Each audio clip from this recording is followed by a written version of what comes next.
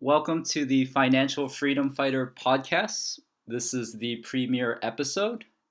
This will probably be the only time I will refer to this podcast as that. I think from now on, it'd probably be easier if I just call it the Triple F podcast. So this is episode one. And with me today is my good buddy, David. Hey, David, welcome to the show. thank you. How are you doing this fine day? I'm doing excellent. David is actually a fellow engineer, and he has a fascinating story himself.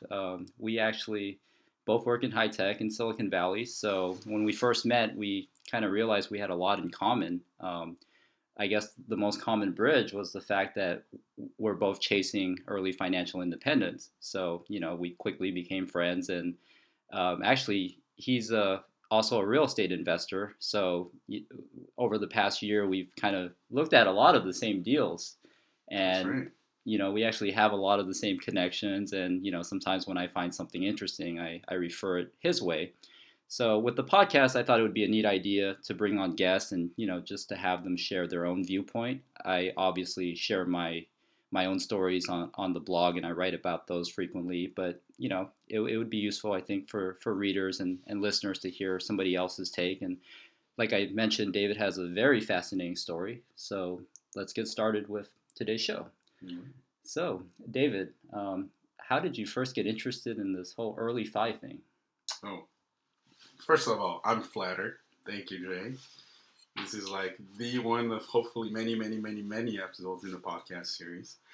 Um, in regards to your question, going way back here, hopefully we won't bore your listeners, but my story starts way back in Brazil, right? Way back in Brazil, clueless kid, was always pampered, didn't really know the value of money for the most of the time. Right? Graduated high school and came to the States when I was 17. And at that point, there was this big, big reality check, right? Which is I was here as a student, needed to pay my tuitions to continue studying, but had no idea how to pay tuition, right? How do you earn money, right? So really, really early on, I guess, in my adult life, if you will, starting at the age of 17, money became really, really important. I had to deal with it on a daily basis, on an hourly basis. Right? It was between choosing, well, I'm sure a lot of people did that. It was between choosing, let's say, the $3 burrito or the 50-cent fries, right? So, in some sense, I guess I was always interested in early fi, but never really knew about it until recently. And it was about 2 or 3 years into this job that I started looking elsewhere, right? In terms of what's next, what else is there to life, if you will, right? When you're really young and you're coming out of school and you're really upbeat about tech, there is a lot of adrenaline rush, right? There is I call it honeymoon, right? Every time you go into a new job, it's at least 1 to 2 years until you sort of like feel, oh, I've done a few of these end-to-end projects, and it's kind of getting repetitive. Right? Definitely, the novelty tends to wear off. Exactly. So first company, okay, you go through that, fine, right? Oh, I just gotta switch a company, maybe, or switch a group, right? You do that a second time, and you're like, oh, interesting. Maybe I should try a third time, right? So the third time, you're like, hey, there's a pattern here, right? There's a pattern, and this pattern can go on forever, or else you just perhaps drive yourself crazy, right? So it sparked an interest in me, and luckily, um, you can find anything online nowadays, right? And that's when I stumbled upon your awesome blog and many others like yourself, right? Popular ones being MMM or Retirement by 40 or whatnot. So I was reading through the blogs online, and perhaps those articles they resonated with you, and they just kind of sparked this interest to kind of seek out like an alternative income stream, or just a way to have a safety net in case the 9 to 5 gig didn't work. Or Totally. I think you can learn a lot online, right? there are a lot of different perspectives. I think the first perspective that really, really resonated with me was the simple retirement calculation, right? Where you say That's probably the fire calc or exactly something the along fire, that. exactly right. The fact that I think my number was close to 65 the first time I ran it, and it made me really depressed. yeah, Yeah. are you talking about the age? Yeah. Oh, okay. Yeah, the one I'm thinking about was the rule of thumb about how much investable assets you need relative to your annual expenses, right? That common multiple that people refer to between 25 and 40 times, Okay. right?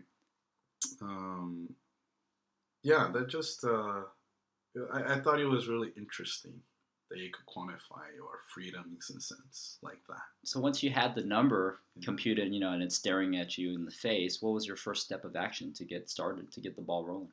I was so far. Let's see. Well, in that was a joke, but not a joke, I guess. In the end, it's all about your expenses, right? So, given today's my present life situation at the time, I was relatively far. So I had two choices, right? The first choice was, well, change your living situation, right? Move to Zimbabwe or whatever, right? And you're done, right? Or try to figure out better ways of investing, right? And Okay. keep working, keep amassing wealth in some extent, right? Okay. So what Yeah. was the first investment that you got yourself into? Um, my favorite investment vehicle, I guess, is real estate. This has been sort of well embedded in the family, I believe, and I started personally pretty early as well. I think I acquired my first primary property back in '09, so yeah, What, mid 20s. so you were already thinking about early five before the first property, or did it come after that? Um, to some extent, property and ownership comes with life safety or security, which I think in a lot of sense just resonates with FI, right? Not necessarily early FI, right? Yeah. Yeah. So, no, at that point I wasn't in the early FI mindset, So you but weren't it's you good. you weren't at the stage where you're crunching numbers and running these cash flow analysis. It was more I Right. just need a No. place to No, it live. was a very easy rent versus buy, right? That's kind of like where most people start, Yeah, right? definitely. Yeah. So once you got that first property, Yeah. I guess within a few years, just watching the appreciation, because at that time, like you said, you purchased in '09. That was just right on, the cusp of the upswing.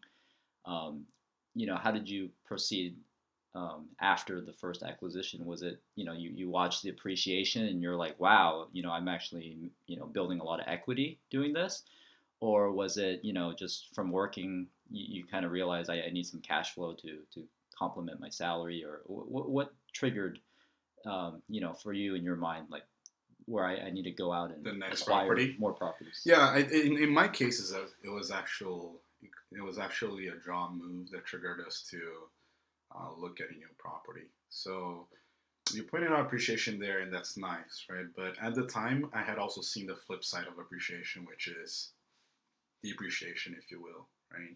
Somebody really close to my family bought 2 years early in '07, and they suffered the consequences of that, right? So it wasn't until recently that I really started getting serious about real estate, right? My second property was really just a consequence of life. You move your job, you try to find a new place. Again, you do a rent versus buy, and you go like, oh shoot, I should buy, right?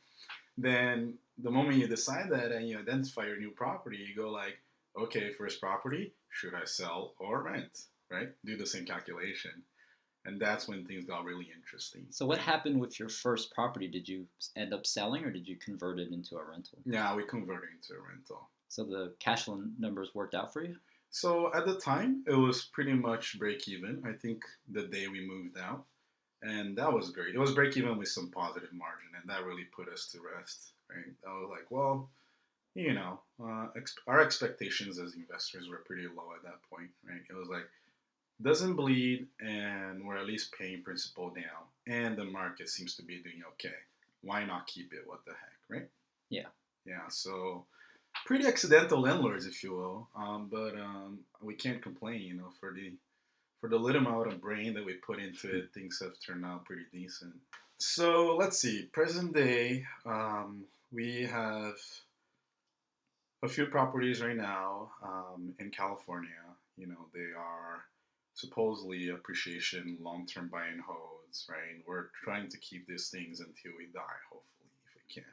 Right? And then we have another mix of out-of-state properties where they're generating pretty decent present cash flow, right? And that basically was a play to try to, I guess, work on the offense a little bit, right? Um, to tie things up here a little bit, the real story why I went for the offense, what really triggered me to the offense was my counterpart. She was looking to quit her career and change careers, right? So that really rung a bell that, hey, active income is really, really about to stop, right? It is time to act, right? So that's how we went about it. David, it seems like more and more investors these days are getting interested in out of state investing, particularly turnkey investing. What's your experience been like? Very good so far, thankfully. I was first introduced to this turnkey provider in Chicago by you, so thank you. And things are working out well. Knock on wood. Yeah, knock on wood. Um, it was very interesting. I think you know, I had never done that anything like that up until that point, right? So the thought of just investing somewhere where I didn't live, I couldn't just go and check out the property was kind of daunting, right? But seeing examples of people doing it in the online community really gave me that support and courage to go and reach out. Right?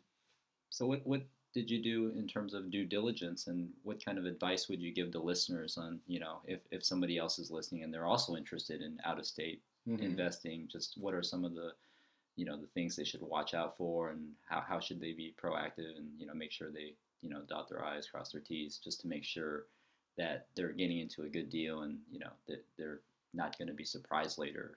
Mm-hmm. Um, we did a lot of due diligence before even flying out to site to check out properties, right?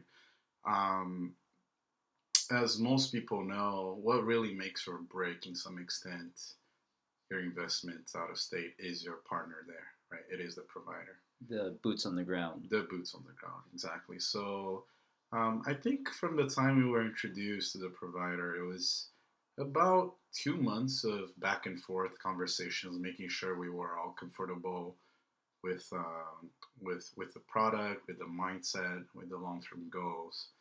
I even made it a requirement to kind of meet the person face to face first here in the Bay Area. I actually invited the person here into my house.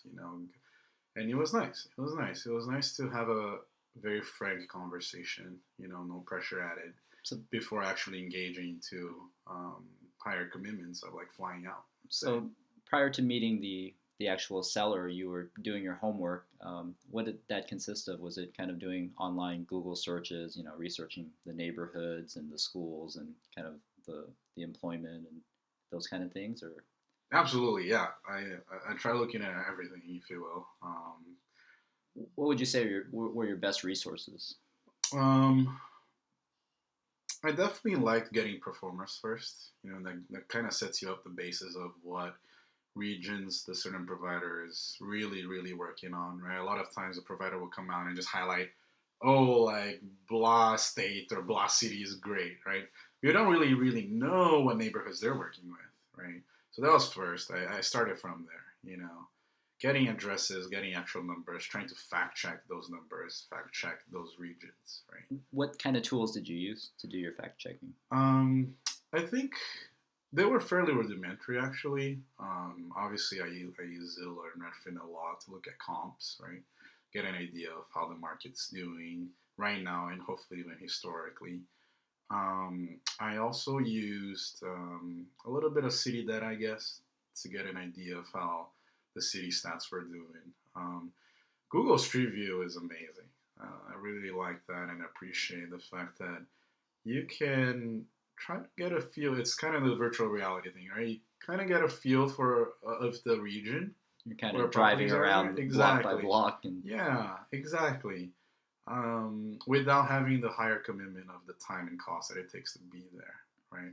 you just hope and pray that it's up to date sometimes, right? Yeah. The nice thing is that they even like date some of the pictures now, right? That they take, and you can even do a little time lapse of it if it's available for that street or for whatever that angle. Yeah, that's Right? interesting. Yeah. I remember when I was doing the same kind of due diligence, and not necessarily with out of state, but even local properties, and I'd be driving by, I'd be like, wow, looks like an image from like 2009 or something, and Mhm. that was in late parts of 2014, and I'm like, I don't know how reliable this is. Yeah. Maybe I should just go drive there myself. Yeah. So tell us about when you met the seller and that whole encounter, and how did he convince you that this is going to be an opportunity that I want to pursue. Mm. I think as California investors, the first thing that catches our eye is cash flow, right? Definitely. Yeah, you go like, oh my god, you go like, whoa, whoa, whoa, what's going on here? 10% doesn't This is exist. way better than coffee in the morning. And So to some extent, out-of-state providers do have it easy on them, right? Because it is so easy to sell that number. And I would say that was the approach for the seller. I was engaged already by the product, so it wasn't too hard. The seller, when we first met, he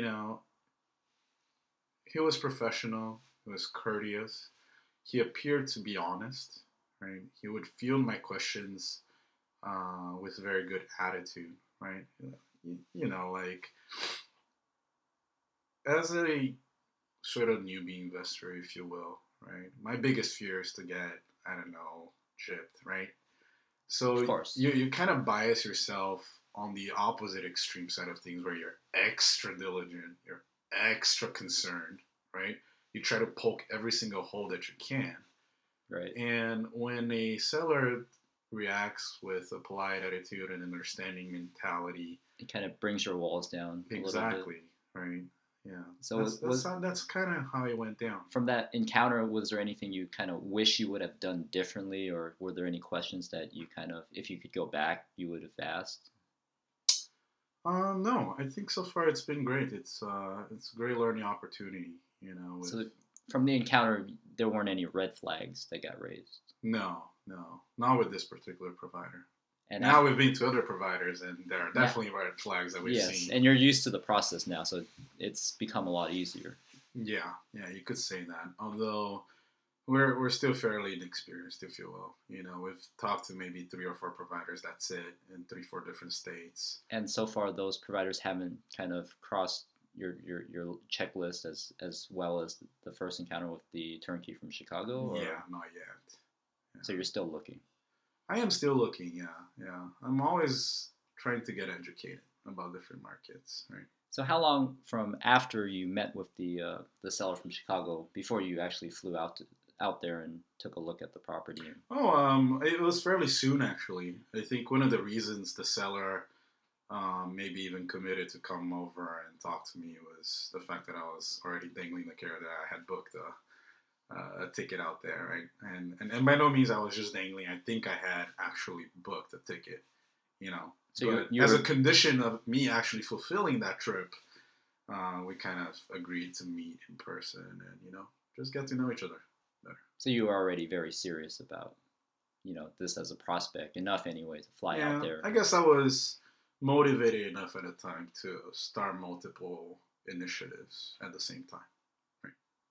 Instead of taking things serious in a serial fashion, right? So what did that you can drag things out a little bit. what did you observe when you were out there? Because I know living in the Bay Area and Silicon Valley, you kind of, in a sense, you live in a certain bubble. You get used to a certain lifestyle and the communities around you. What did you notice about Chicago, if you will?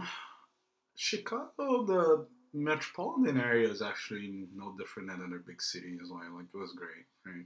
We had great restaurants, we had great theater actually to go enjoy and blah blah blah. The actual place we ended up investing in, They are more C or D type neighborhoods, right? So a very different world, like you're saying. You don't have any reservations or fear with investing in those type of pockets? Definitely have fears, long-term fears, if you will. I think um, short-term, the hope is that things don't change too fast, right? Too much, too fast. What That's all. convinced you to go ahead with the purchase, knowing that the neighborhoods you were buying into weren't particularly Class A or Class B? Yeah. The thought of it is was the following. We're projecting to get our initial investment back in about a 4 to 5 year time frame, hopefully. So that was kind of the mental threshold. You know, it was here is this pretty great cash flowing property, and unless things change significantly within 4 or 5 years, I'm going to safely get this investment back out and still have a positive cash flowing property. Right? So, I don't know. I guess that was the gut call. You know, that was the hope that said, hey, yeah, in 5 years, I get cash out all my chips, and now I have equity in this property that's cash flowing still pretty well, hopefully. So now that you've got some cash flow coming in, you got some, rental property assets under your belt. Would you say, that's only added more fuel to the fire? Are you more motivated now than ever before? What came after Chicago? Um, it certainly gives you a little bit of confidence. I wouldn't say my ego is high. There's so much to learn still about every different market. It definitely gave me confidence to go and explore further. Um, the cash flow is great, but to a certain extent, also as long as you're working today, it's hard to say how to deploy it again, right? Like the utility of that cash flow is quite interesting, right? Like you're earning your paycheck and you just have this extra trickling in every month. What do you really do with it, right? That's an interesting question, isn't it? So tell us, what do you do? I guess right now we're kind of just saving. Yeah, Hoarding just saving. cash. Yeah, holding cash, if you will. I am exploring different opportunities. We flew out to Pittsburgh a couple of months ago to try to learn a new market. We hear good things about it. Yeah, but haven't really deployed anything else after Chicago per se. What are your plans for 2016? Oh boy, that's an interesting question. I think one of my main plans is actually to tackle the other side of the coin, right, which is the living expenses. A lot of people, this is the hot theme here in the Bay Area, right? Oh, it's so expensive to live here, right? It's so expensive to live here. And to a certain extent, my wife and I, we are in a relatively expensive place, in my opinion, for what we make. So we're gonna try to make that change a little bit. So David, you're a relatively young guy, so I'm guessing your past experiences, just graduating from school, getting your first job, those memories are still pretty fresh in your mind.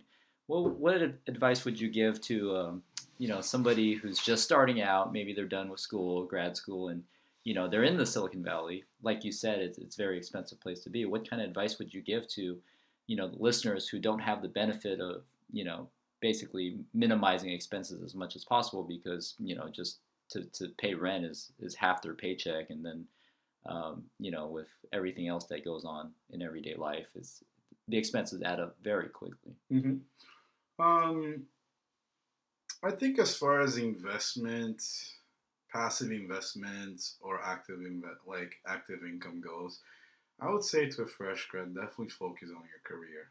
Right? I think you as well, Jay, and myself, we benefited really significantly, right, from being in tech, having the relatively high initial income compared to other professions, It's a right? great ROI. Yeah, yeah, and the utility of that is huge, right? Because having that significantly high level of income early on in your life really compounds hugely, right, for the rest of your life. So I would say the advice would be, yeah, really focus on the career, focus on learning, focus on contributing, right, to a new technology, to a new company, and you will be rewarded. On the flip side of things, there are a lot of people that perhaps are really interested in investing early on as well, right? And that's great, right? In my case, like I said, that was a simple rent versus buy calculation, right? If today you come to the conclusion that it is reasonably okay to buy because you'll be saving some money, there is no harm done, right? There is no harm done. Maybe we're at a peak in the market as well, but hey, what you guys all hear about it. If you really knew how to time markets, then you'd be a everybody would be a billionaire today, right? David, I'm working on So, yeah. See, I think you're more sophisticated, right? So when you come out of school, I mean, let's face it, right? We only have a certain number of hours a day in our lives, right? I would say just focus on what's most important at first, and in my opinion, that's the career. So talking about on the living expenses side of things, right? I truly believe, half of the approach there should be to house hack, right? Whether you're in an expensive market or in a cheaper market, let's say outside California, right? There is no hurt done in being, I guess, in being intelligent about how to capitalize on house hacking. You kind of have to have a future oriented approach, if you will, because I think one of the allures when you're fresh out of school is you kind of want to live in the city with a nice, Yeah. modern and swanky apartment, and you want to invite all your friends over and kind of Yeah. show like, I've made it, I'm a big shot. Yeah. So to resist that temptation, how did you do it? That's a good point. I think in my actual experience, it was not as flashy. It was a little bit more boring. We lived in a relatively cheap area. Rents weren't as crazy, and I was already together with my current wife at that point. So it was easier to hack in a sense that we were joining incomes for a place that we could easily share together. Right. So you live below your means. To some extent, yeah, you could say that. But I want to touch upon a certain point that you just made now, which is San Francisco, right? Yes, it's flashy, it's cool, but as a matter of fact, just 6 months ago, one of my friends, he was renting out this room in Hayes Valley, and it was really cool and awesome. But guess what? The actual landlord was just a renter guy who was actually representing the true proprietor of the property, and the guy was like pretty much living for free there, right? Just to help find tenants in San Francisco and collect rent. Smart guy. Yeah, smart guy. He has his own startup and was living for free in San Francisco. Would you say, in this day and age, you hear all over the news, the middle class is just getting hollowed out, and you have this huge, separation between rich and poor. Folks just starting out today, they've got a tough uphill battle in front of them that they're facing. So, would you say house hacking is definitely something you really need to do as a young person if you want to get to early fi, and you want to create that type of lifestyle where you can start getting the passive income and not be so reliant on your own labor and active income? Yeah, I would say so. I think material goods, in some sense, the utility curve of how much you spend on a material good saturates, right? It's kind of like if you bring this analogy to a car, let's say, it's like, well, a cheap Toyota Yaris will take you from point A to point B just as well as a Beamer 3 Series or whatever. But which one right? will give you more joy? Well, it's really up to each of us to quantify the joy, right? But if you prioritize early fi as your real joy, then the answer is clear. Right? Is early fi something that you're cognizant of? You think about it all the time, or it just becomes kind of a second nature? Or it does, I think, influence a lot of my daily choices. So it is there with me in a sense every day. So when you're kind of analyzing, kind of when you're buying or purchasing an item, it's like, do I want to buy this and work another, 5 years, or should I go with the cheaper, like you said, Toyota Yaris and have it paid off, much earlier? And than Uh, use the savings to invest or. yeah, yeah. To a large extent, it's just like that. I don't really like calculate how many years they'll send me back, if you will. But it's just well embedded in my decision making nowadays, right? Is this too much that I need? The occasional explore is fine, right? We go travel a lot, if you will, just for vacationing, and but everything within reason, right? Everything within reason. So there is a time and a place, for some vacation, some travel. Just you don't have to be the college kid who's eating top ramen every day and basically just you know. Oh no, yeah, absolutely. Health is number one too, right? And you touch upon a very good point there too, because health um, is really our most valuable asset You to some can't buy extent. it. You can't buy it. Even if we don't have early fight, as long as we can work and we're happy, that's fine too. But what happens when you can't even work, right? So my advice in terms of like income and these early guys kind of like throwing themselves into their career and dedicating a whole lot is on the flip side of things also to watch out for not overdoing that, right?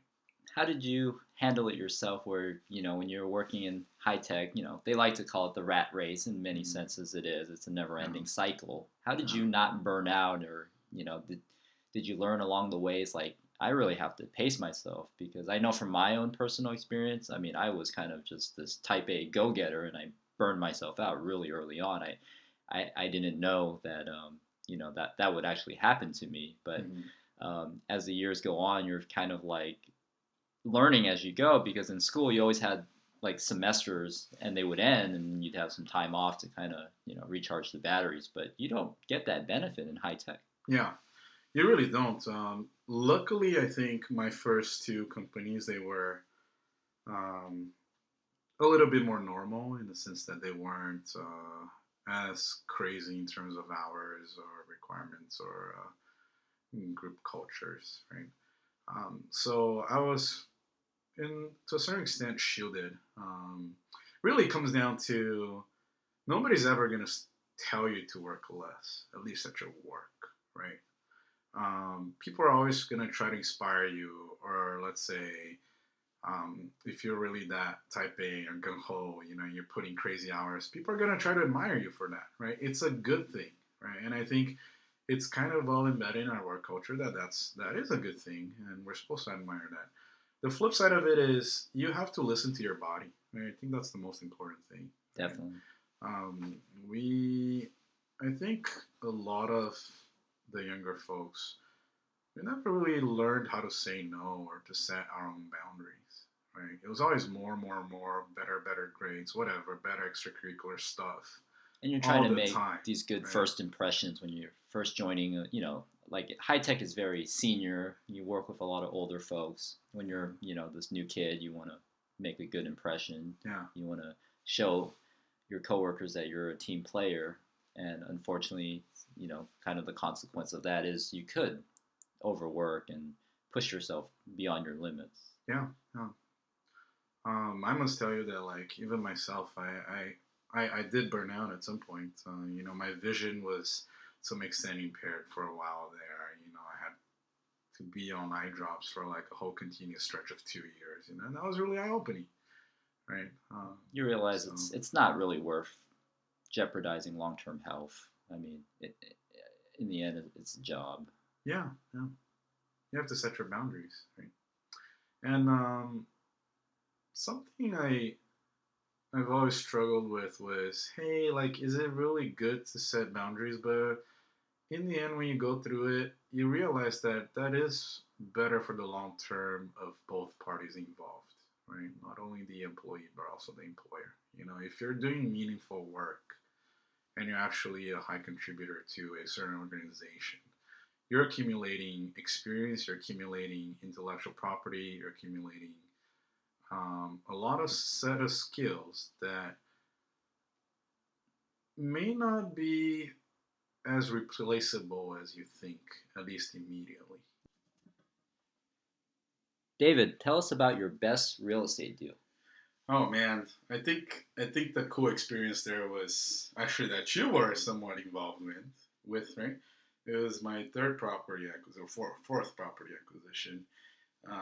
It was purely for rental investments. And it was here in the Bay Area. What made this deal so exciting? I think the real cool thing was that I had identified the area,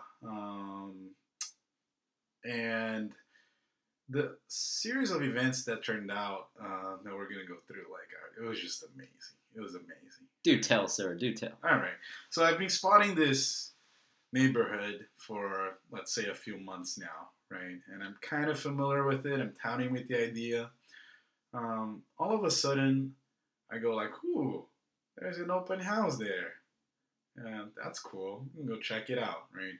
Attractive price, I think it was something like just shy of 500K, What do you look for in a property? What makes it attractive?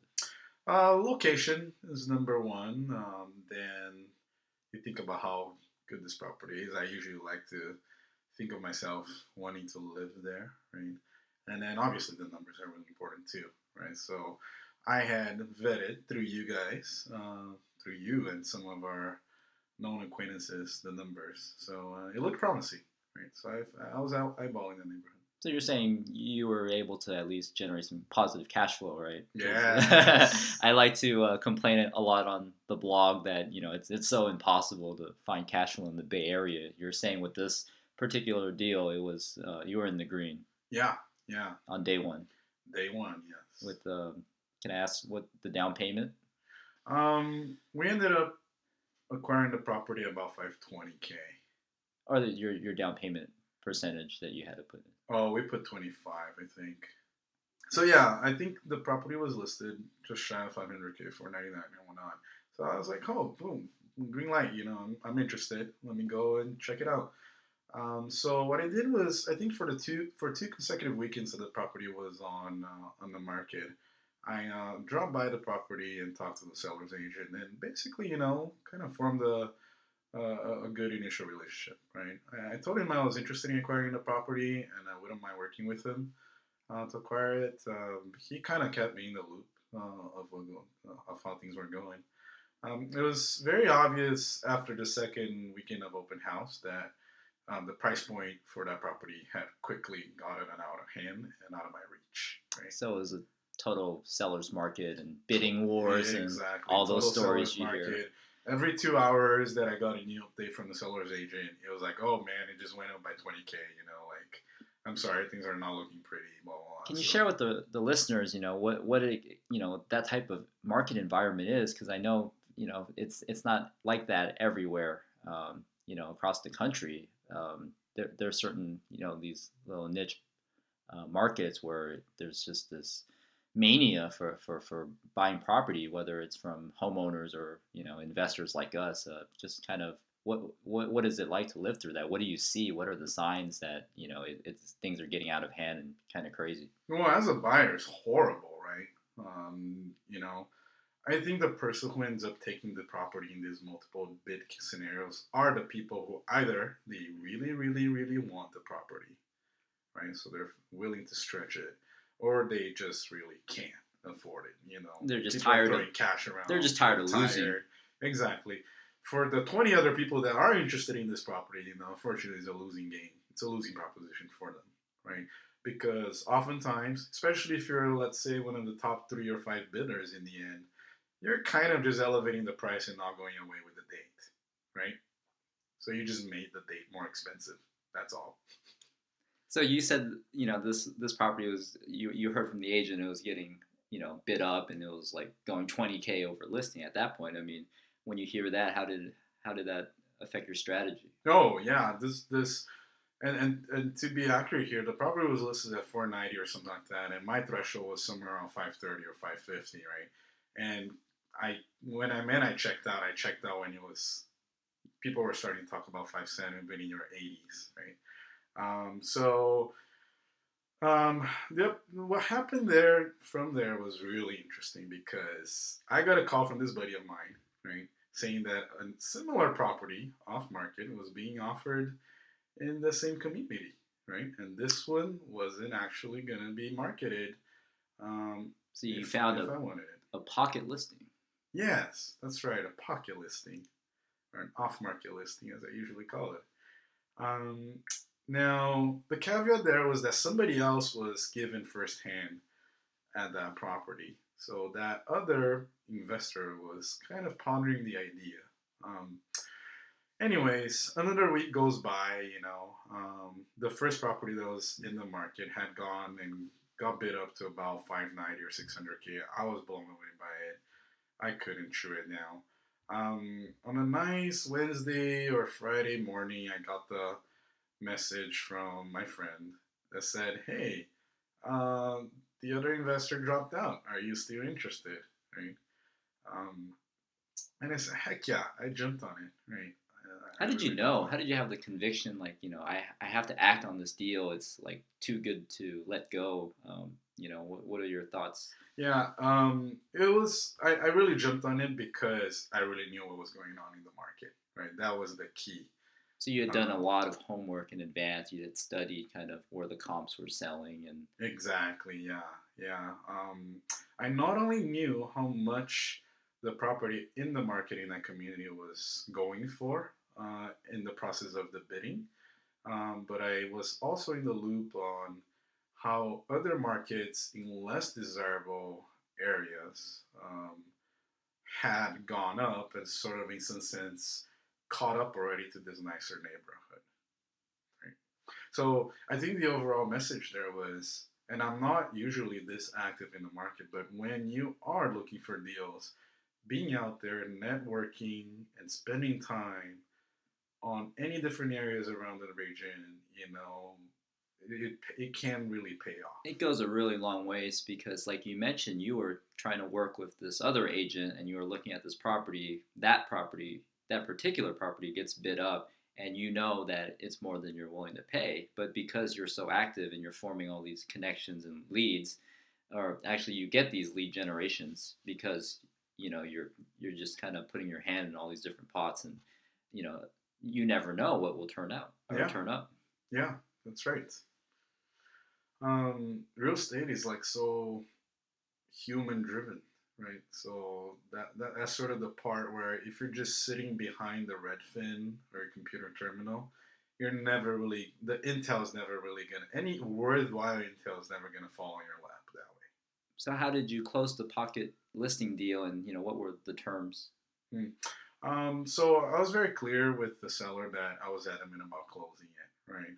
Especially in this market, when you lock on a deal that's good that you want, you better make sure you don't piss off the seller with too many unreasonable requests, right? So we went with reasonable terms. I think we kept the inspection, and but still, you know, we're pretty reasonable about what our expectations were. We already knew the property needed some work, and that's the expectation we went in with. Would you say in a seller's market you kind of have to accommodate a little more to the seller, and just make sure you don't step on too many toes, since like you said, you knew it was a good deal, so there's always that fear that you're going to lose it. So would you say that kind of goes into the game plan at all, or? Oh yeah, yeah, yeah. I mean, people are waiving all contingencies there, even during their offer. Like they're not putting any contingencies in their offer. Right? I personally have never done that yet.